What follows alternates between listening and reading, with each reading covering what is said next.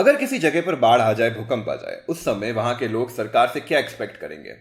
वो ये एक्सपेक्ट करेंगे कि सरकार उन्हें खाने के पैकेट दे, या ये एक्सपेक्ट करेंगे कि हम आपको बीज पर सब्सिडी दे रहे हैं, आप खेती करके अपनी फसल बोइए, उससे बहुत अच्छी पैदावार होगी और उससे अपने खाने की आपूर्ति करिए।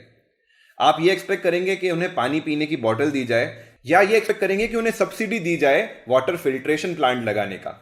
आप ये एक्सपेक्ट करेंगे कि उन्हें ओढ़ने के लिए कंबल, रहने के लिए घर दिया जाए, या आप ये एक्सपेक्ट करेंगे कि होम लोन की रेट कम कर दी जाए?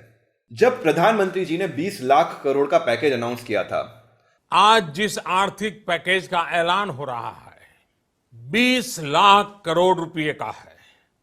20 लाख करोड़ रुपए का है। तो एक बार पूरे देश में पॉजिटिविटी तो आई थी कि अच्छा, बाकी देश की इकोनॉमीज जो कर रही है, भारत सरकार भी उसी कदमों पर आगे बढ़ रही है, अपनी इकोनॉमी को रिवाइव करना चाहती है। लेकिन जैसे जैसे इस योजना की परतें खुलने लगी, 5 दिन में हमारी फाइनेंस मिनिस्टर ने जिस तरह से अनाउंसमेंट किए, ये इस योजना का कोई भी डायरेक्ट बेनिफिट ना तो इंडस्ट्रीज को, ना एम्प्लॉयज को, ना गरीबों को, ना माइग्रेंट वर्कर्स को अपने हाथों में मिलता हुआ लग रहा है। बात की जा रही है तो केवल लोन और सब्सिडी, लोन और सब्सिडी। खैर, मैं बाकी सारे विषयों का एक्सपर्ट नहीं हूं, लेकिन आज हम एक विषय पर जरूर बात करेंगे। वो है पीएफ पर जो अनाउंसमेंट हुए हैं। क्या ये पीएफ के अनाउंसमेंट जो प्रधानमंत्री गरीब कल्याण योजना के अंतर्गत किए गए हैं, जितने करोड़, जितने हजार करोड़ रुपए के हुए हैं, क्या उतना बेनिफिट एक्चुअली मिल रहा है? 3 महीने ऑलरेडी बीत चुके हैं और 3 महीने तक और स्कीम एक्सटेंड की गई है। तो आपको निर्मला जी ने कुछ अपने तरह से नंबर प्रेजेंट किए। आज मैं उन्हीं नंबर को एक अलग नजरिए के साथ आपको प्रेजेंट करता हूं, और उसके बाद अगेन जागरूक जनता होने के नाते आपकी जिम्मेदारी रहेगी कि ये नंबर आपको कैसे लग रहे हैं। आपको लग रहा है कि ये जो घोषणाएं हैं वो सही है, या आपको लग रहा है कि कहीं यहां पर सरकार ने आपको ठगा है?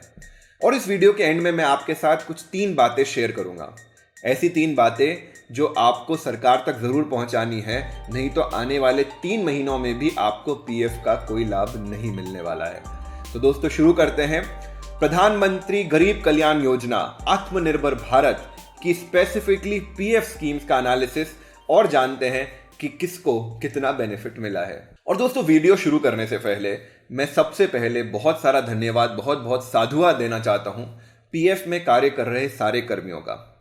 चाहे सरकार कैसी भी पॉलिसीज बनाए, इस समय बहुत सारे पीएफ अधिकारियों ने अपने ड्यूटी से बियॉन्ड जाते हुए बहुत सारा काम किया, ऑफिसेज में गए, रिस्क ली कोविड के बावजूद। उन सभी को हम सबसे पहले सराहना करना चाहते हैं। और जो आने वाले मैं पॉइंट्स बता रहा हूं, अगर वो नेगेटिव भी हैं तो उसमें पीएफ ऑफिस का कोई लेना देना नहीं है, वहां के जो भी एम्प्लॉयज हैं उनका कोई लेना देना नहीं है। ये जो डिसीजंस लिए गए हैं ये बहुत ही ऊपर मिनिस्ट्री या फिर आरपीएफसी लेवल के डिसीजंस हैं। तो कर्मचारियों को मेरा और लेबर लॉ एडवाइजर पूरी टीम का साधुवाद है।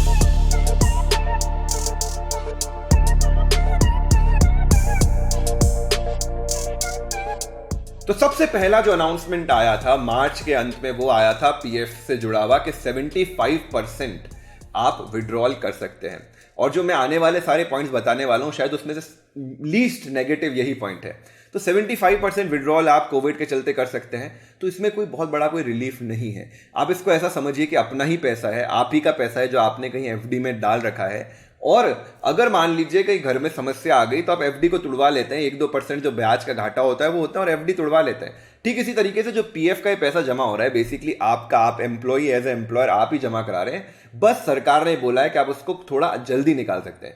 एक जो पॉजिटिव चीज इसमें सरकार ने करी है कि अगर आप कोविड स्कीम के अंतर्गत अपना विड्रॉल निकालते हो तो उस केस में जो अप्रूवल होता है वो ऑटोमेटिक हो जाता है विदिन 3 डेज। उसमें मैनुअल प्रोसेस की जरूरत नहीं पड़ती। ये एक बड़ी एडवांटेज है। अदरवाइज जो लोग पीएफ की जानकारी रखते हैं वो जानते हैं कि और भी कई सारे रीजन से इससे भी ज्यादा पैसा निकल जाता है। इलनेस में भी इससे भी ज्यादा पैसा ऑलरेडी निकल जाता है। बस अप्रूवल में थोड़ा ज्यादा समय लगता था, 10, 15, 20 दिन का समय लग जाता था। तो दोस्तों, जब मार्च में स्कीम अनाउंस की गई थी तो इसमें जो बेनिफिट दिया गया था वो बोला गया था कि 12% एम्प्लॉयर पूरा शेयर सेंट्रल गवर्नमेंट दे देगी। लेकिन नीचे जो लाइन लिखी गई थी उस पर शायद बहुत ज्यादा लोगों ने उस समय ध्यान नहीं दिया। उस लाइन को हम आपको डिटेल में समझाते हैं। वहां पे लिखा गया था कि जो अपफ्रंट बेनिफिट मिलेगा वो एम्प्लॉयर जिनके 100 तक वर्कर्स हैं और उसमें से 90% एम्प्लॉय की सैलरी 15,000 से नीचे उन्हें ही मिलेगा। तो सबसे पहले आप देख लीजिए, इसमें लिमिट लगा दी है 100 की। 101 से ज्यादा किसी भी कंपनी में कर्मचारी हैं तो उन्हें ये बेनिफिट नहीं मिल रहा है। नंबर सेकंड, इसमें कंडीशन डाली गई है 90% बिलो 15,000। अब आप एक ध्यान दीजिए, सेंट्रल गवर्नमेंट की रिसेंटली मिनिमम वेज आई है, उसमें मिनिमम वेज में सिक्योरिटी गार्ड की मिनिमम वेज, वो भी एरिया सी में जो सेकेंड टियर छोटी सिटीज है, वहां पे सिक्योरिटी गार्ड की सैलरी जो मिनिमम वेज के हिसाब से दी गई है वो है 18,070 रुपए। अब आप समझ सकते हैं कि 15,000 तो बहुत ही बेसिक सैलरी होती है, और किसी भी कंपनी में 10% से ज्यादा तो लोग होते ही हैं जिनकी 15,000 से ज्यादा सैलरी है। तो इवन दो यहां पर बोला गया है कि 100 के नीचे वालों सबको मिल रहा है, उसमें से ज्यादातर लोग इस कंडीशन के कारण इस स्कीम से बाहर हैं।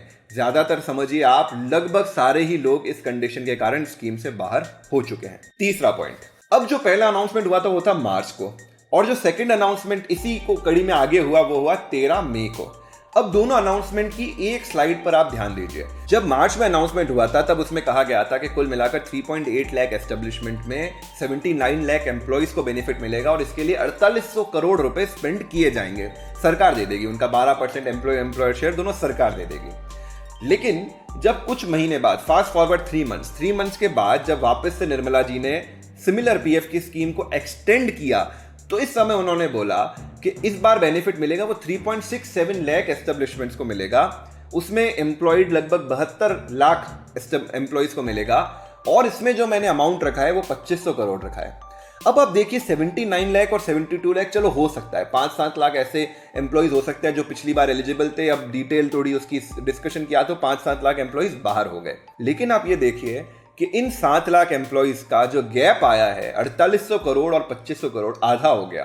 कर्मचारी घटे 10%, और जो बेनिफिट घट गया वो घट गया 2300 करोड़ रुपए से।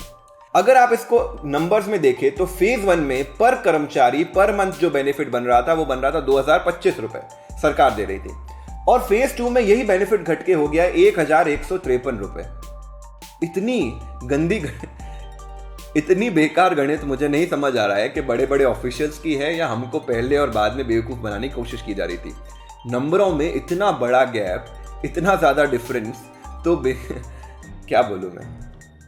आखिर बेनिफिट कितना मिला और किसको मिला? तो दोस्तों अपन एक एस्टिमेट करते हैं, और ये एस्टिमेट मैं इन्हीं नंबर से करता हूं जो निर्मला जी ने अपनी पीपीटी में दिए हैं। निर्मला जी ने अपने प्रेजेंटेशन में कहा कि उन सभी एस्टेब्लिशमेंट को जिनको ये पीएमजीकेवाई का बेनिफिट नहीं मिल रहा है, उनको हम एक छोटा सा लाभ देते हैं कि वो पीएफ का डिडक्शन अब 10% के हिसाब से कर पाएंगे 12 की जगह, ताकि एम्प्लॉय को थोड़ा एक्स्ट्रा पैसा जो पीएफ में जमा हो रहा था वो भी घर लेके जा सके, और जो एम्प्लॉयर का भी 12% लग रहा था वो थोड़ा सा कम लग जाए, तो थोड़ी एम्प्लॉयर के पास भी लिक्विडिटी आ जाए। उन्होंने ऐसे बोला कि इस 4% से 3 महीनों में 6,750 करोड़ रुपए बच जाएंगे एम्प्लॉयर्स और एम्प्लॉइज के, उनके पास आ जाएंगे, पीएफ के पास नहीं आएंगे, उनके पास आ जाएंगे, जिसको अच्छे से खर्च वगैरह कर सकते हैं। अगर मैं इसको ही एस्टिमेट करूं तो 3 महीने में अगर 4% के हिसाब से सिर्फ उन एस्टेब्लिशमेंट के लिए जिनमें पीएमजीकेवाई नहीं लग रहा था, उन नंबर्स के हिसाब से जो फाइनेंस मिनिस्टर ने कहे हैं, लगभग 50,000 करोड़ रुपए 3 महीने में पीएफ के पास नॉर्मल सिचुएशन में जमा होते थे। और वो नंबर सही भी है, आप ऑडिट रिपोर्ट्स पिछले साल की देखेंगे उठाकर तो आपको ये आंकड़ा लगभग इसके पास ही दिखेगा। लगभग 1.25 से 2 लाख करोड़ रुपए साल भर में इस फाइनेंशियल ईयर में एस्टिमेटेड थे जमा होने, अगर कोविड नहीं होता तो ऐसे सिचुएशन में जब 3 महीने में 50,000 करोड़ रुपए नॉर्मल सिचुएशन में जमा हो रहे होते हैं, तब आपका जो बेनिफिट का पैकेज आता है वो मात्र आता है 2,500 करोड़ रुपए का।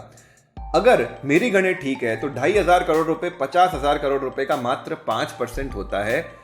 और आपने जो अपने प्रेजेंटेशन में दिखा रखा है कि कुल मिलाकर लगभग 72 लाख कर्मचारी को बेनिफिट मिलेगा आउट ऑफ 4.3 करोड़। तो 4.3 करोड़ का 72 लाख वैसे भी 16% ही होता है। तो कुल मिलाकर आप खुद ही बोल रहे हो कि out of all the employees covered in the PF हम बेनिफिट केवल 16% लोगों को ही दे रहे हैं। और मुझे ऐसा लगता है जहां तक आपके नंबर कह रहे हैं 2500 करोड़ डिवाइड बाय 50,000 करोड़, ये आंकड़ा 5% ही रह रहा है। और वो भी तब जब 90% की कंडीशन सब लोगों पे अप्लाई हो जाए, सारी कंपनीज पे अप्लाई हो जाए। और मुझे पता है बहुत सारी कंपनीज पर वो अप्लाई नहीं हो रही है। एज अ कंसल्टेंट हमारे फ्रेंड्स बहुत सारे जो कंसल्टेंट है, सभी से जानकारी लेकर हमें पता चल रहा है कि शायद 1% लोगों को भी ये बेनिफिट नहीं मिल रहा है। आप बताइए, अगर आप किसी कंपनी के एम्प्लॉयर हैं, ओनर हैं, एचआर हैं, तो क्या आपकी कंपनी को बेनिफिट मिला, और मिला है तो कितने % एम्प्लॉयज को मिला है, ये आप नीचे एस्टिमेट करके मुझे बताइएगा। मुझे ऐसा लगता है बाद में इस पर जरूर लोग आरटीआई वगैरह फाइल करेंगे और पता लगाने की कोशिश की जाएगी कि एक्चुअली ये जो बेनिफिट बोला गया है 4800 करोड़ और 2500 करोड़ फाइनली दिया कितना गया है। और दोस्तों मजे की बात एक और समझिए, जो अनाउंसमेंट पहली बार किया गया था पीएफ के बेनिफिट को लेकर, वो मार्च के एंड में कर दिया गया था, शायद 26 मार्च को कर दिया गया था। लेकिन जो उसकी एडवाइजरी है वो जारी नहीं की गई 11 अप्रैल तक। उस तक लोगों को क्लैरिटी नहीं थी कि भाई किसको बेनिफिट मिल रहा है, किसको नहीं मिल रहा है, हम डिलेड पेमेंट कर रख सकते हैं क्या, इंटरेस्ट पेनल्टी तो नहीं लग जाएगी, उसकी कोई जानकारी नहीं दी गई थी। और मैं आपको एक मजे की बात बताता हूं, फाइनली जो पीएफ के पोर्टल में अपडेट भी आया, वो आया 13 अप्रैल को शाम को 5 बजे, यानी जो 15 अप्रैल की लास्ट डेट होती है पेमेंट की, उससे मात्र 1.5 दिन पहले। अब उसमें आप ऐसा समझिए कि कई सारे कंपनीज जो इवन इस कैटेगरी में लाए भी करती है, उन्होंने अपना पेमेंट ऑलरेडी जमा करा दिया था और उस पेमेंट का अभी तक कोई भी रीइंबर्समेंट नहीं आया है। एक तो आप स्कीम एकदम एंड तक लेके आते हो, एटलीस्ट आप पहले पॉलिसी ले आते कि हम ये पॉलिसी लेकर आ रहे हैं। मैं समझता हूं कि जहां बात पैसे की होती है, सिक्योरिटी की होती है, वहां पे सॉफ्टवेयर फुल प्रूफ बनाना पड़ता है, लेकिन आप पहले एडवाइजरी तो जारी कर देते कि कोई अपना पेमेंट ना जमा कराए, आप वेट कर लो, अगर आपके 100 से कम कर्मचारी तो वेट कर लो, हम आपको 13 तारीख तक, 14 तारीख तक, मैं करूँ 20 तारीख तक आप सॉफ्टवेयर लेके आएंगे, पोर्टल लेके आएंगे। लेकिन आपने वो भी, उसकी भी जहमत नहीं उठाई। 11 तक आपने कोई एडवाइजरी जारी नहीं करी और 13 को लेट इवनिंग में आप ये पोर्टल में अपडेट लेकर आए, जब तक बहुत सारे लोगों ने पेमेंट करा दिया था। उनके रीइंबर्समेंट का क्या हुआ है, प्लीज हमें ये बताएं। अब अगली जो मैं आपको बात बता रहा हूँ बहुत ही शॉकिंग है। हमारी कंसल्टिंग कंपनी है, उस कंपनी में पिछले 5 महीनों से लगातार 100 से कम कर्मचारी है, 99, 86, 85। इनफैक्ट ये जो मैं आपको स्क्रीनशॉट दिखा रहा हूँ, ये पीएफ ऑफिस के थ्रू ही हमें प्राप्त हुआ है। आप यहाँ पे देख पाएंगे कि एवरी मंथ में जो एम्प्लॉय स्ट्रेंथ है वो 100 से कम है, एक्सेप्ट सितंबर। अब यहाँ पर आप जब उनकी कंडीशंस देखेंगे डॉक्यूमेंट के हिसाब से, तो डॉक्यूमेंट में आप ये पाएंगे कि यहाँ पे कुछ लाइन जो शायद आपने इग्नोर कर दिया। यहाँ पे लिखा है कि eligible establishment have been identified based on ECR filed by them taking into consideration the contributory member count from September 2019 to February 2020. If the total number of such UN has been found to be up to 100 against these UN, the wage of 90% or more is less than 15,000. अब इस line को आप ध्यान से समझिए और मैं आपको एक केस समझाता हूं। तो ये केस ये है कि अगर आपके 100 से कम हर महीने भी होना, तो जरूरी नहीं आपको बेनिफिट मिलेगा। आपके टोटल इस समय आए और गए कर्मचारियों को मिलाकर, यानी यूनिक लोगों ने पिछले 6 महीने में काम करा हो, अगर वो नंबर भी 100 से ज्यादा हो जाता है ना, तो आपको बेनिफिट नहीं मिलता है। क्योंकि एक और कंपनी में पिछले 6 महीने में लगातार 90 से कम कर्मचारी थे, लेकिन जब जोड़ा गया इंडिविजुअल कर्मचारियों को, किसी महीने 3 आए, 4 चले गए, 5 आए, 4 चले गए, इस तरह का हुआ, जोड़ बाकी होती गई। ऐसे में जब जोड़ा गया तो वो आंकड़ा टोटल जो 6 महीनों में यूनिक लोगों ने काम किया वो 100 को क्रॉस कर गया। तो ऐसे में उन कंपनीज को भी एलिजिबिलिटी क्राइटेरिया से बाहर निकाल दिया गया। तो किस हद तक डिटेलिंग की गई है कि इवन 100 कर्मचारियों वालों को भी क्लियरली नहीं कि आपके मार्च में 100 कर्मचारी हैं, आपके 98 है, लीजिए आप बेनिफिट लीजिए, नहीं, आपके मार्च में 98 है, 90% वाली कंडीशन भी फुलफिल करते हो, फिर भी ये एक और कंडीशन है जिससे हम और भी 10-20% कंपनीज को बाहर निकाल रहे हैं। यहां तक भी पैसे बचाने की कोशिश की गई है, यहां तक भी कोशिश की गई कि किसी को बेनिफिट नहीं मिले। और लास्ट पॉइंट, 15 मई तक लोग वेट करते रहे कि फाइनली डेडलाइन प्लीज एक्सटेंड हो जाए पीएफ की, ताकि इंटरेस्ट पेनल्टी तो नहीं लगे, ऑलरेडी सिचुएशन इतनी बुरी है। तब 15 मई को भी शाम को, यानी पेमेंट के आखिरी दिन, एक सर्कुलर आता है, उसमें लिखा होता है कि हम 14B सेक्शन की प्रोसीडिंग्स नहीं लगाएंगे। 14B जिनको नहीं मालूम हो, वो जब आपने पेमेंट वगैरह आपका काफी बकाया चल रहा है, तो आपके ऊपर जो रिकवरी की प्रोसीडिंग्स की जाती है, जो आपको वहां पर पीएफ के ऑफिस में जाकर अपना केस प्रेजेंट करना होता है, वो वाली प्रोसीडिंग्स हम नहीं करेंगे।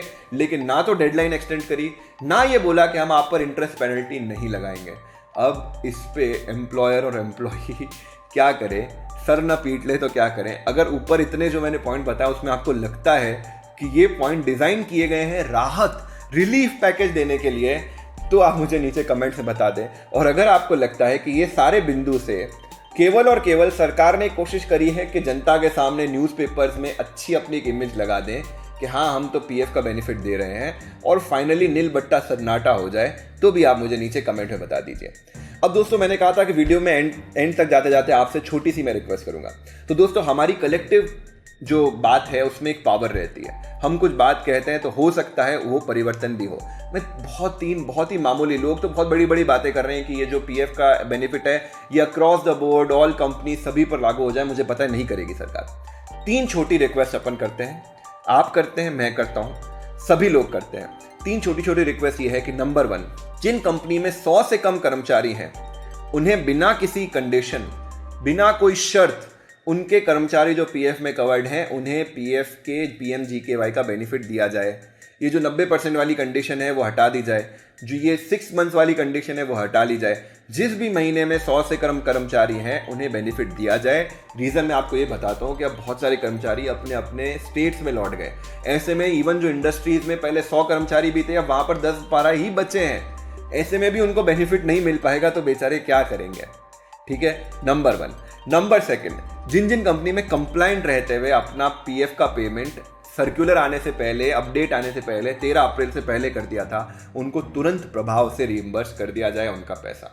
और तीसरा पॉइंट, आने वाले 6 महीने तक पीएफ के पेमेंट के डिले पर कोई भी इंटरेस्ट और पेनल्टी नहीं लगाई जाए।